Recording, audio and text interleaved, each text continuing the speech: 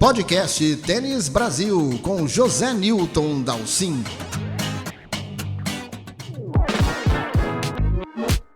A inédita conquista de Jannik Sinner neste final de semana sobre a grama de Halle coloca aí mais molho sobre o Wimbledon. Sinner certamente passa a figurar na lista dos favoritos.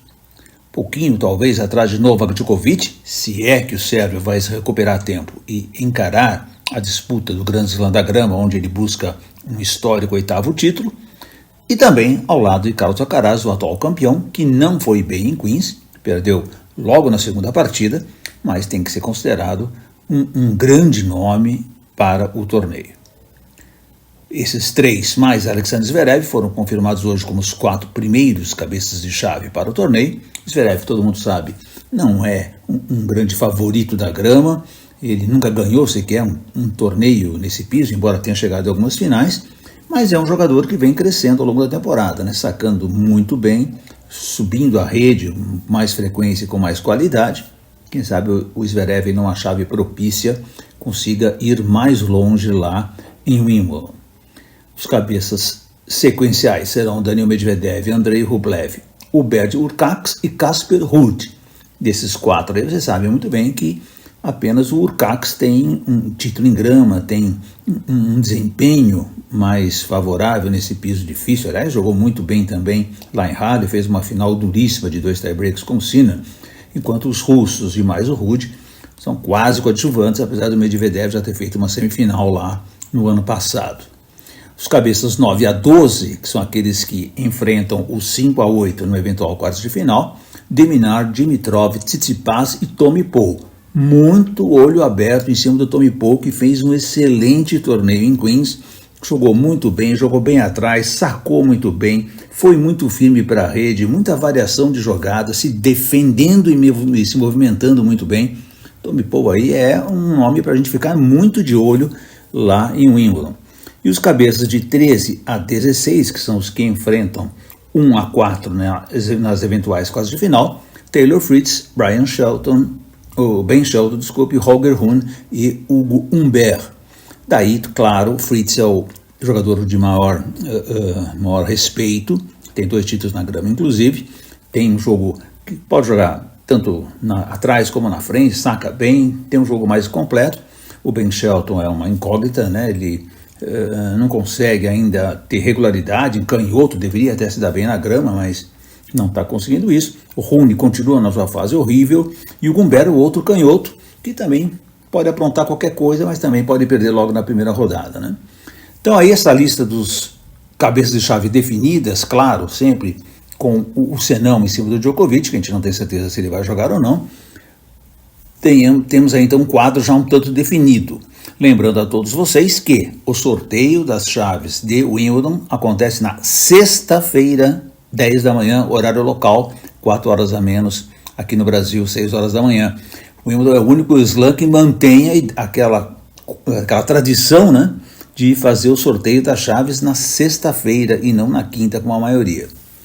Também tivemos a definição dessa mesma ordem de cabeça de chave para o feminino, aí sem grandes novidades, né, embora a Jessica Pegula tenha ganhado esse final de semana um torneio importante no seu retorno às quadras, pode embalar aí, e olha, muita atenção também nesse quadro de favoritas do tênis feminino, porque muita gente aí está com problemas físicos e indefinições, né? A Iga não jogou na grama, está vindo direto do Saibro, preferiu treinar. A Gauff perdeu o da Pegula na semifinal. Sabalenka abandonou, Rybakina abandonou, aliás, também não vai jogar essa semana, abandonou de novo o torneio que ele ia disputar essa semana, grande dúvida. A Rybakina, que vocês sabem, ganhou 2 anos atrás lá. Vondrousova, atual campeã, também abandonou. Muitos problemas, Jabeur, muitos problemas físicos em cima desses grandes nomes. E, então, olha, o torneio feminino de Wimbledon parece extremamente aberto. Nós temos então o Swiatek de cabeça 1, 2 a Gauff, 3 a Sabalenka, 4 a Rybakina, 5 a Pegula, 6 a Vondrousova, 7 a Jasmine Paolini, uma grande dúvida, difícil ela conseguir um grande desempenho na grama, e em 8º a Zheng, a Qin Zheng, que também não anda tendo uma grande temporada, embora tenha uma boa sacadora. Sakkari a cabeça 9, Jabeur 10, Danielle Collins 11, Collins não jogou até agora na grama, Madison Keys 12 está fazendo um teste esta semana aqui. Ostapenko a cabeça 13, que já jogou mal essa semana passada, e, aliás está vindo de desempenhos ruins aí Ostapenko, né? Kasatkina 14, Samsonova, que tem um grande e poderoso saque, um estilo muito parecido com a Rybakina, com a Kvitova, é a cabeça 15, pode aprontar, e 16 Azarenka, outra que também abandonou essa semana.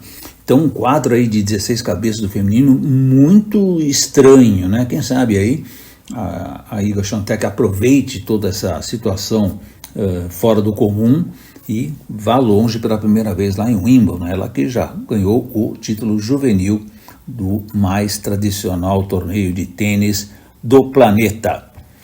E o podcast desta segunda-feira eu vou enfocar as tradições de Wimbledon, mas muito mais do que focar as tradições, eu vou contar para vocês algumas historinhas em cima dessas tradições, o porquê que elas aconteceram ou que elas acontecem, de onde vêm, né, essas tradições, ou onde se supõe a maioria delas venham, aconteçam, porque vocês vão achar algumas histórias realmente bastante interessantes aí sobre o torneio de Wimbledon. Então vamos lá. Acho que a primeira coisa muito interessante para a gente contar para vocês é a bola. A Schlesinger está em Wimbledon, é a bola oficial do campeonato há 122 anos. Pouca coisa, não? Esse é o mais antigo patrocínio contínuo de qualquer esporte já praticado no mundo.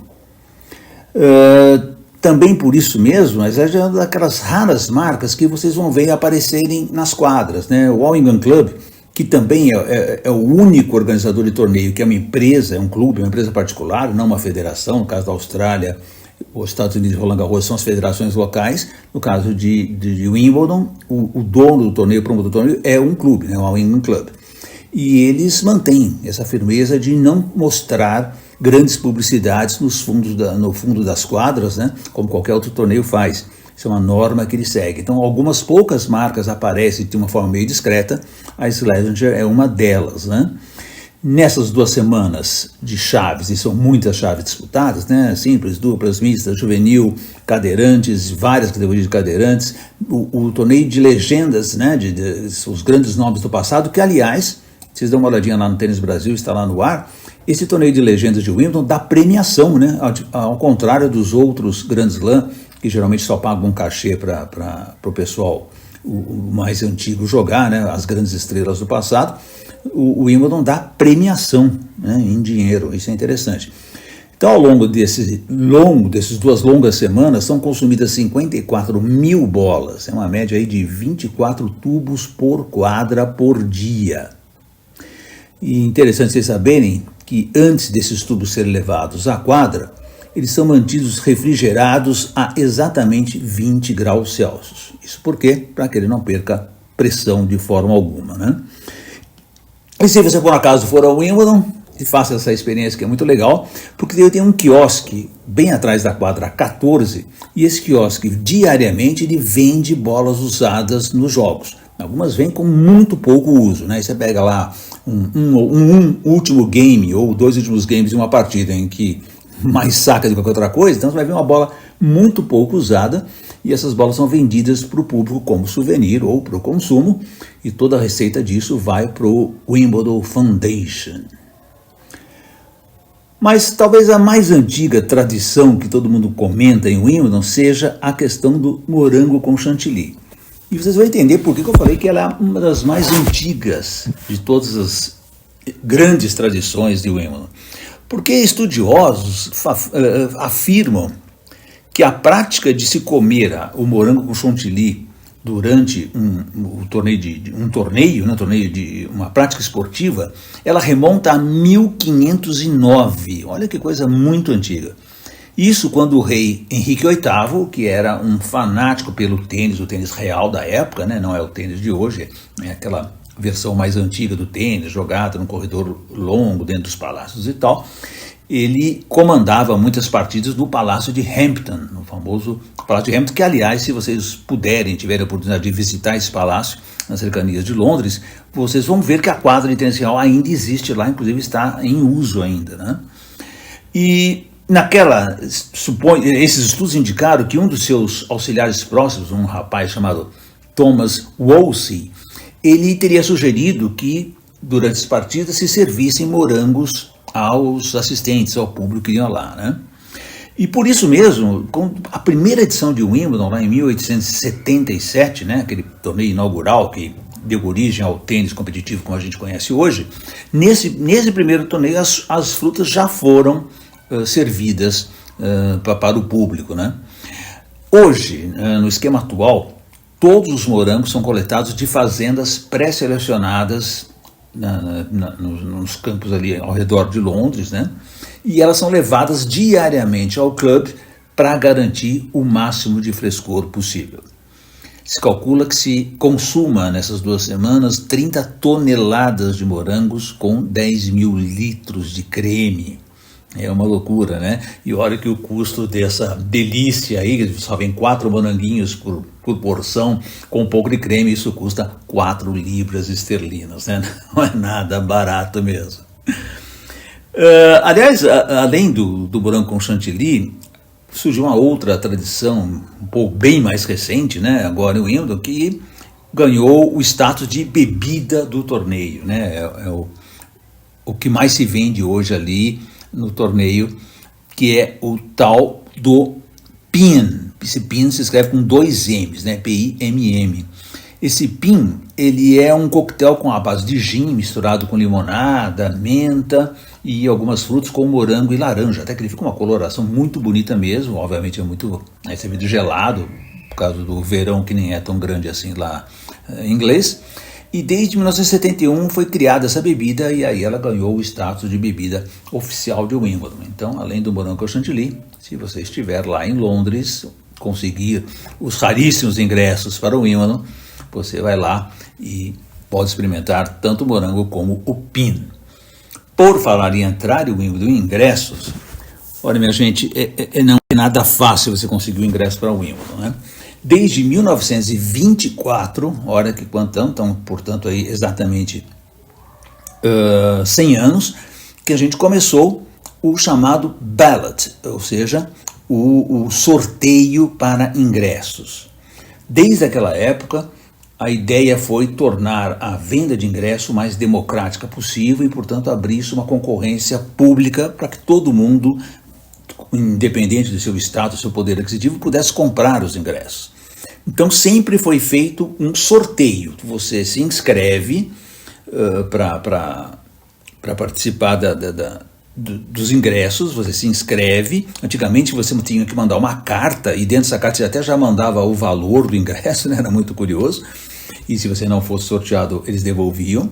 Mas hoje, obviamente, tudo agora é eletrônico, né? Então você concorre e você não sabe para onde você vai ser jogado. Você pede o ingresso, você pode ter uma enorme sorte de ser sorteado para a quadra central ou para a quadra 1, então você vai ver naquele dia um dos melhores jogos do torneio, ou você pode pegar lá as quadras externas também, ficar um pouco mais distante e tal.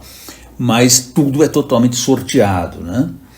E com essa ampliação, o Wimbledon sofreu algumas reformas, aí vocês se lembram, foi construído o teto retrátil na quadra central, depois foi feito o teto retrátil na quadra 1, houve também uma pequena mexida nas arquibancadas das outras quadras importantes, dos estádios importantes, e então conseguiu-se uma ampliação hoje para a entrada diária de 42 mil pessoas.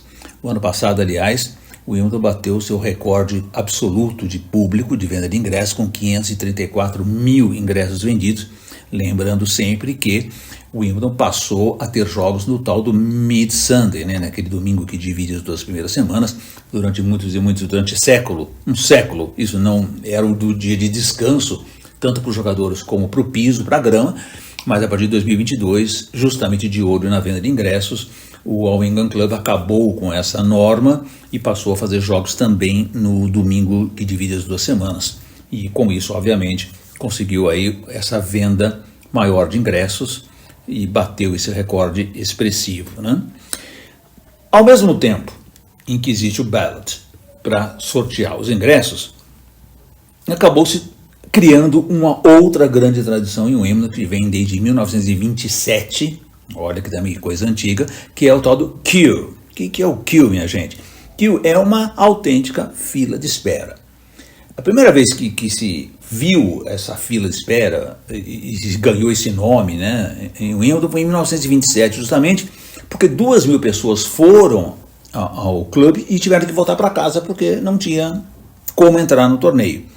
Então o Wimbledon Club decidiu que ele colocaria diariamente um lote de 500 ingressos à venda para o público independente daquele sorteio. Então se coloca 500 ingressos à venda e as pessoas formam então essa fila gigantesca que começa logo na madrugada, ali atravessa a manhã, porque às 9h30 da manhã começa a venda e é por ordem de chegada. Os primeiros a entrarem, os 500 primeiros que chegaram, vão comprar esses ingressos avulsos, vão entrar, e os demais vão ficar à espera dos ingressos que são devolvidos. As pessoas que saem antes, ou por qualquer motivo, elas revendem esse ingresso. Existe um setor lá do lado do Hammond Hill, que é onde você revende seu ingresso, obviamente por um preço menor, e esse ingresso volta lá para o queue, e quem estiver na fila pode comprar e entrar. Tem gente que entra lá até às 17h30, né, que é o último horário, aliás, que é permitido a formação do queue.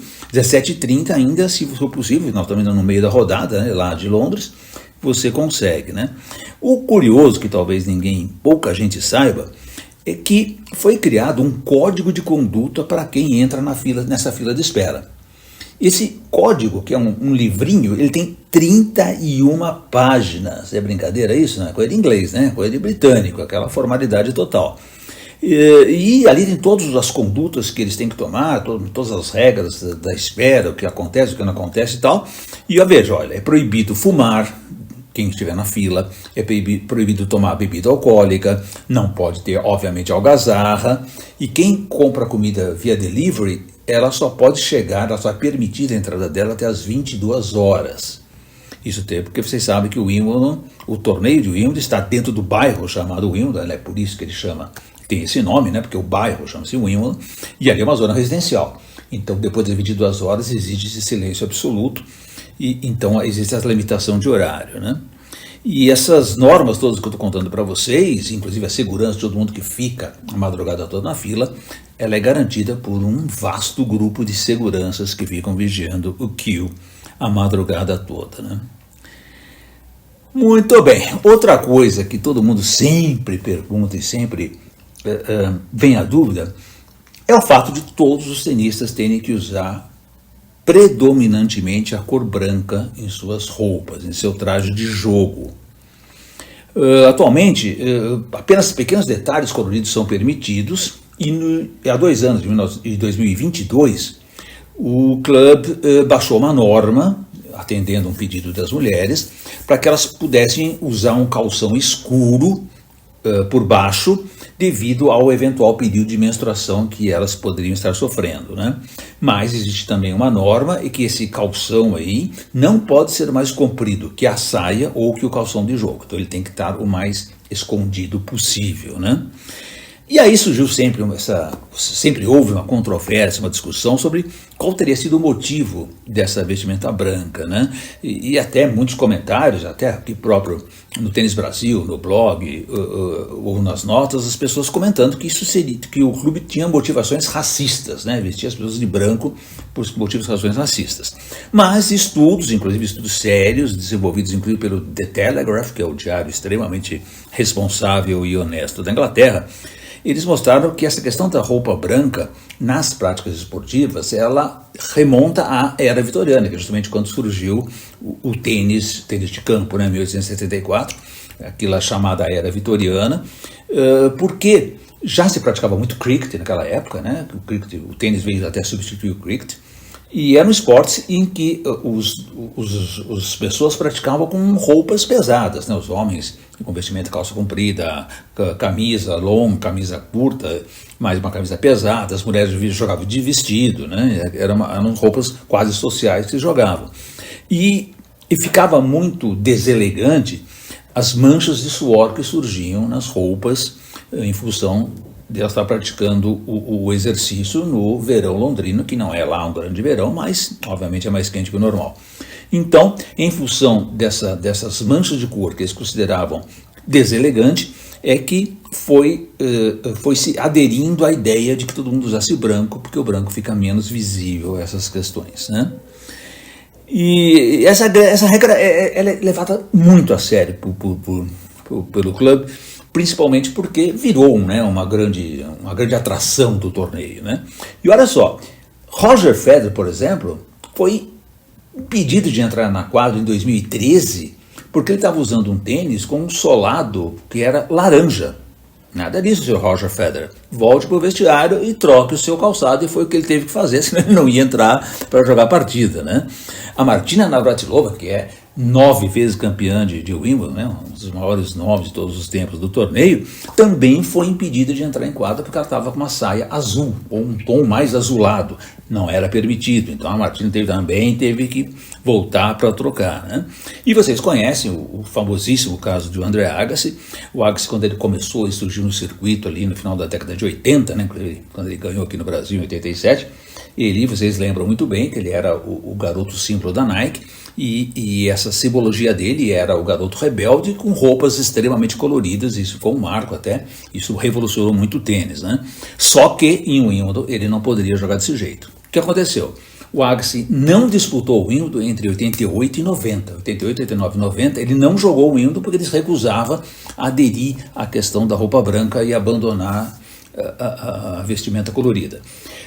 Finalmente ele se rendeu em 1991, aliás foi um acontecimento quando ele entra em quadra em 1991, tomara que vocês se lembrem disso, senão talvez até exista ali no YouTube algumas imagens disso.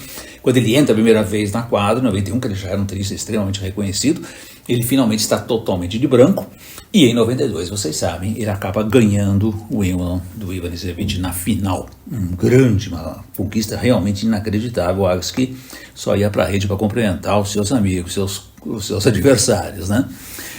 Aliás, por falar nisso tudo, deixa eu lembrar para vocês a questão do saque, né? Porque também é uma pergunta que vem muito aqui para mim. Quando é que teria surgido o saque sobre a cabeça? E as pesquisas todas mostraram que o primeiro saque dado acima da cabeça num torneio de tênis foi lá em Wimbledon em 1878, apenas um ano depois de criado o Wimbledon. Quer dizer, logo na edição seguinte, né, na segunda edição. Então vocês vejam que isso não é nenhuma novidade do circuito, não. Isso é muito, muito antigo, né? E o rapaz que aderiu a essa forma de sacar, e obviamente todo mundo seguiu, porque perceberam que se ganhava mais força e mais ângulo para sacar assim, foi um tenista chamado Arthur Thomas Myers. Aliás, uma coisa também bem curiosa é que os recordes de velocidade de saque em Wimbledon são um tanto antigos, né? Espera-se que alguma hora esses recordes caiam, porque hoje em dia estão se sacando muito pesado. Mas o recorde masculino, por exemplo, é do Taylor Dent, um norte-americano, que é de 2010, um recorde bem antigo. Ele sacou a 148 milhas por hora, o que hoje daria, o que em quilômetros dá algo em torno de 237 quilômetros por hora, e o recorde feminino é até um pouco anterior, 2008, da Venus Williams, que sacou a 129 milhas, o que daria 207 quilômetros por hora. Ou seja, dois recordes bem antigos, né, de velocidade de saque, que todo mundo todo ano ficaria na expectativa de que eles finalmente caiam dessa forma monstruosa com que os tenistas estão sacando, né?